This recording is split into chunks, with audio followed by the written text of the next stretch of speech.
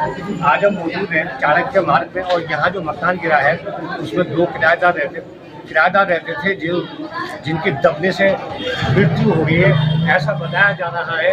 और कितने लोग मलबे के नीचे दबे हुए हैं अभी ये जानकारी मिल नहीं पाई है। आप देख सकते हैं कि यहाँ तमाम पुलिस प्रशासन और एरिया के लोग जमा हैं।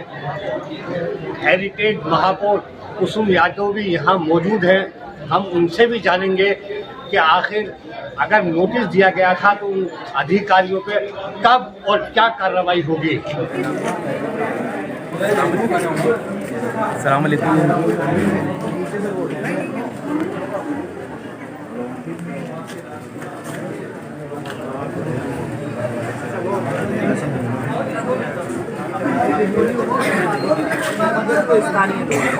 वो यहाँ पर लगातार शिकायत भी कर रहे हैं। कार्यालय में भिजवाया जा रहा है। हम लोग भूखे हैं, हमने कुछ नहीं खाया। बारिश में ढहा था, वो तो सूची में था ही नहीं। ऐसे कई मकान जयपुर शहर में, हेरिटेज की मैं बात कर रहा हूँ, चाहे वो बड़ी चौपड़ हो, धाबाई हो, खुर्रा हो, या जो हादसा हुआ छिलो का कुआं हो, पानों का दरबा, 10 से ज़्यादा ऐसे भवन है जो आज की तारीख में जर्जर अवस्था में है। नए समाचार नेटवर्क और हम मौजूद हैं चाणक्य मार्ग में। हेरिटेज महापौर कुसुम यादव जी यहाँ मौजूद हैं। यहाँ जो एक जर्जर मकान गिरा है उसकी पहले क्या हालत थी, उसको नोटिस दिया गया था या नहीं दिया गया था, उसमें जो किराएदार दबे हैं उन पे क्या, मकान मालिक पे क्या कार्रवाई की जाएगी, हम जानना चाहते हैं कुसुम यादव जी से। देखिए, 2 नोटिस दिए गए थे जो अधिकारियों ने मुझे बताया है और मकान खाली करने के लिए भी कहा गया था। हो सकता है कि मैसेज जो है, लेटर जो है और नोटिस जो है वो मकान मालिक ने रिसीव किया हो, किराएदारों ने नहीं किया हो। लेकिन ये बहुत गलत बात है कि किसी को भी छुट्टे से थोड़े से किराए के लालच में आप ऐसे जर्जर मकान में रख रहे हैं, ये बहुत बड़ी दुर्भांति का है। मेरी पूरी सांत्वना परिवार के साथ है, पीड़ित परिवार के साथ है और मेरा सभी से निवेदन है कि प्लीज आप लोग इस तरह के मकानों में नहीं रहे। और नगर निगम के अधिकारियों को भी मेरी यही कहना है कि जो भी इस तरह के मकान है, अगर हमने चिन्हित किया है तो उन्हें 7 दिन में किसी भी तरह से खाली करें। इसके अलावा शहर में और भी आपके क्षेत्र में हेरिटेज नगर निगम जो एरिया है ना, उसमें और भी है मकान इस तरह के। ये क्योंकि पुरानी सिटी है, ओल्ड सिटी है, वॉल सिटी का एरिया है, यहाँ बहुत सारे स्टे भी हैं और बहुत सारे बिल्डिंग, क्योंकि पुरानी बनी हुई सिटी है तो यहाँ बहुत सारे मकान जर्जर भी है। मैं सभी अधिकारियों से एक बार फिर कहूँगी कि आप निकलिए और रोड पर निकल के एक वार्ड का निरीक्षण कीजिए और इस तरह के मकानों को चिन्हित करके उन्हें नोटिस दीजिए और सभी मकानों को जो इस तरह के हैं इनकी टेम्परेरी व्यवस्था कीजिए जो लोग वहाँ रह रहे हैं और उसके बाद उनको खाली। मैडम, अगर इसको नोटिस दिया गया था, अगर नोटिस मकान मालिक को नहीं मिला तो क्या उन अधिकारियों पर कार्रवाई होगी? देखिए, अगर नोटिस नहीं दिया गया तो अभी क्योंकि वो कह रहे हैं कि 2 नोटिस दिए गए हैं, रजिस्टर्ड में मेंशन है वो, तो ऐसा नहीं हो सकता कि अगर दिया गया होगा तो या तो चस्पा किया गया होगा या किसी भी तरह से सूचना वहाँ पहुंची होगी। अगर मकान मालिक की लापरवाही है तो उनपे और नगर निगम के अधिकारियों की लापरवाही है तो उनपे भी सख्ती से कार्रवाई की।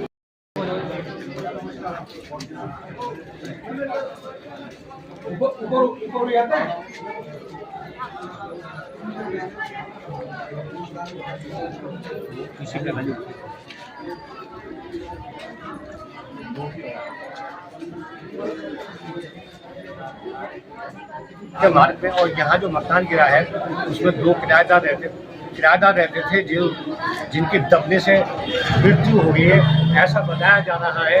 और कितने लोग मलबे के नीचे दबे हुए हैं अभी ये जानकारी मिल नहीं पाई है। आप देख सकते हैं कि यहाँ तमाम पुलिस प्रशासन और एरिया के लोग जमा हैं। हेरिटेज महापौर कुसुम यादव भी यहाँ मौजूद हैं। हम उनसे भी जानेंगे कि आखिर अगर नोटिस दिया गया था तो उन अधिकारियों पे कब और क्या कार्रवाई होगी। ये हमारे साथ मौजूद है वार्ड नंबर 7 के पार्षद, इन्हीं का एरिया लगता है। इनसे जानते हैं कि आखिर इस मकान को जर्जर होने की वजह से पहले नोटिस दिया गया था कि जानकारी में है या नहीं है, और जो एक बच्ची और उसके फादर एक्सपायर हो गए हैं, उनको क्या मुआवजे की लिए क्या कोशिश की जा रही है, मुआवजा मिलेगा या नहीं मिलेगा, क्योंकि परदेशी हैं, बताया जा रहा है बंगाल के हैं। तो फारूक भाई आप बताइएगा क्या इस मकान मालिक को पहले निगम ने 2 नोटिस दिए 2 नोटिस देने के बाद मकान मालिक ने कोई सुनवाई नहीं की, उनको खाली नहीं किया। बरसात के हालत में जर्जर हालत में मकान गिरने की स्थिति। अब ऐसे मकान जहाँ भी है, किराएदार जहाँ भी रह रहे हैं, मकान मालिक को जर्जर हालत में देते हैं। ऐसे जो भी मकान है मैं लोगों से अपील करता हूँ उन मकानों में पुलिस नहीं रहे। आपको बता दी, सवाल ये कि ऐसे तुम्हारे एरिया में और भी है क्या ऐसे मकान? ऐसे 10 मकान दिए गए, 10 मकान है जिनको नोटिस दिए गए। उन्होंने फिर नोटिस पे क्या संज्ञान लिया, क्या खाली किया, क्या या दुआया उनको? नहीं, अभी ऐसा कुछ नहीं हुआ, ऐसा कुछ नहीं। अच्छा, क्या कार्रवाई करेगा नगर निगम? नगर निगम जो उचित सूचित कार्रवाई होगा। कई मकानों में देखता होता भाइयों के झगड़े, किसी के स्टे, किसी के क्या है, निगम विषय में क्या कर सकते हैं। पार्षद जी, एक बात बताइए, जो एक बच्ची और उसके फादर एक्सपायर हुए हैं और उसकी मदर हॉस्पिटल में एडमिट है, तो उनको क्या मुआवजे की? सरकार से हमने मांग की ज़्यादा से ज़्यादा मुआवजा दिया जाए, इनको एक सरकारी नौकरी दिया, उचित मुआवजा दिया जाए। मैं पार्षद होने के नाते मेरे से जो बन सकता था मैंने यहाँ किया है। इनको साल भर के लिए मकान किराए पे दिला दिया और साल भर का राशन पानी मैंने मेरी तरफ से दिया। मैं एक शर्मा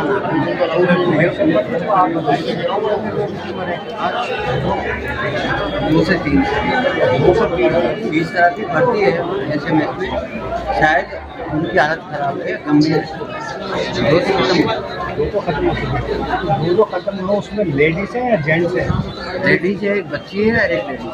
अच्छा, एक बच्ची है, एक जेंट्स है। उनकी क्या एज होगी? अच्छा, ये आइडिया नहीं, वो निकालने में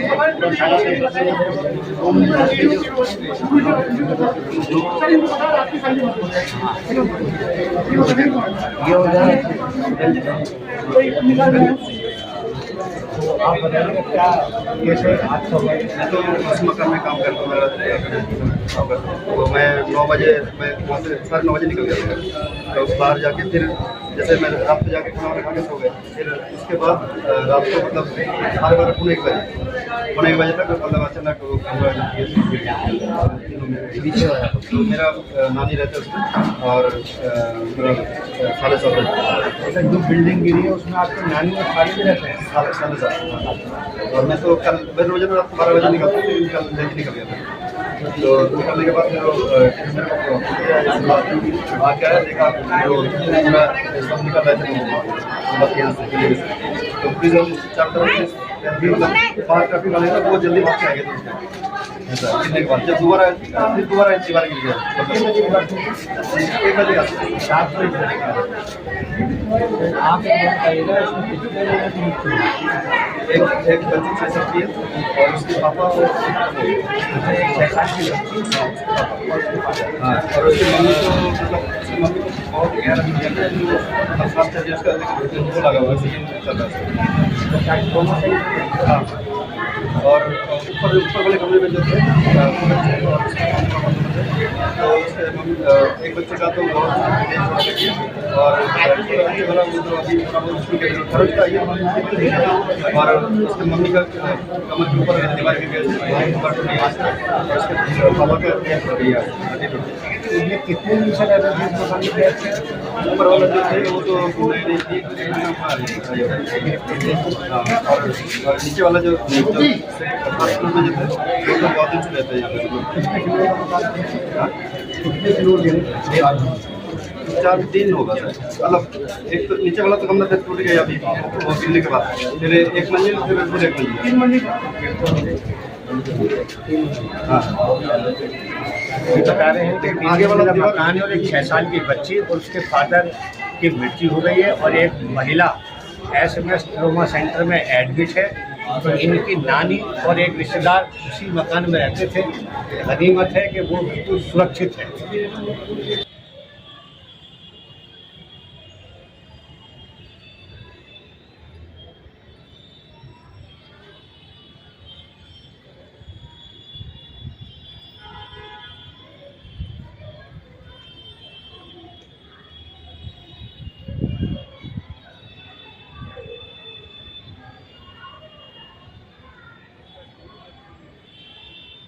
हेरिटेज नगर निगम महापौर कुसुम यादव जी ने बताया कि लापरवाह अधिकारियों को बख्शा नहीं जाएगा, सख्त से सख्त कार्रवाई होगी।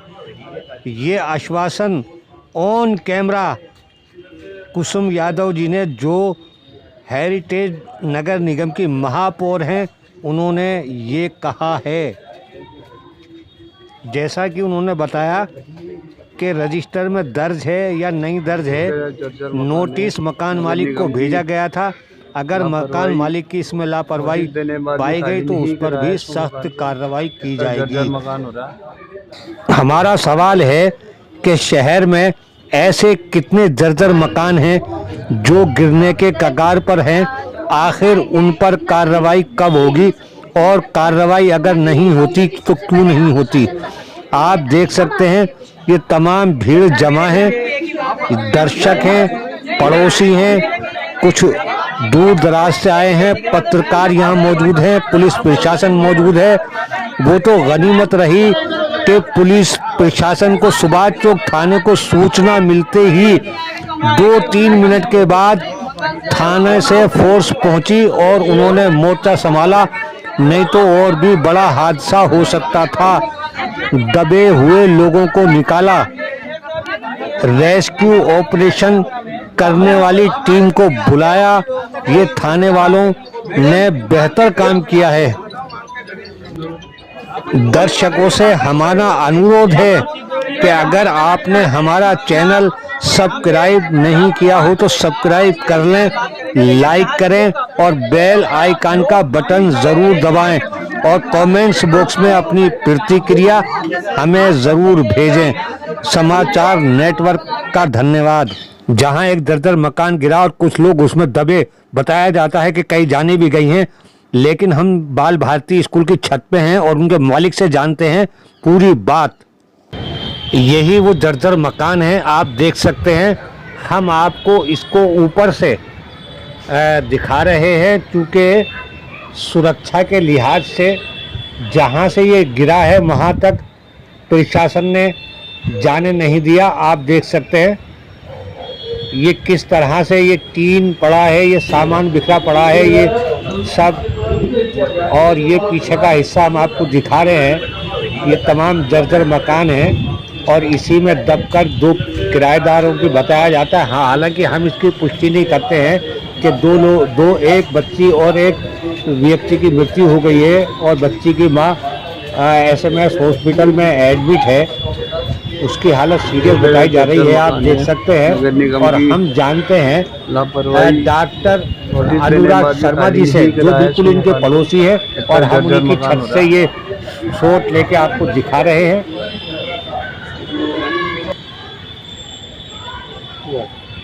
तो चूंकि ये पड़ोसी हैं, हम इनसे जानते हैं कि ये हादसा कब हुआ, आपने क्या देखा? सर, मेरा नाम डॉक्टर अनुराग शर्मा है।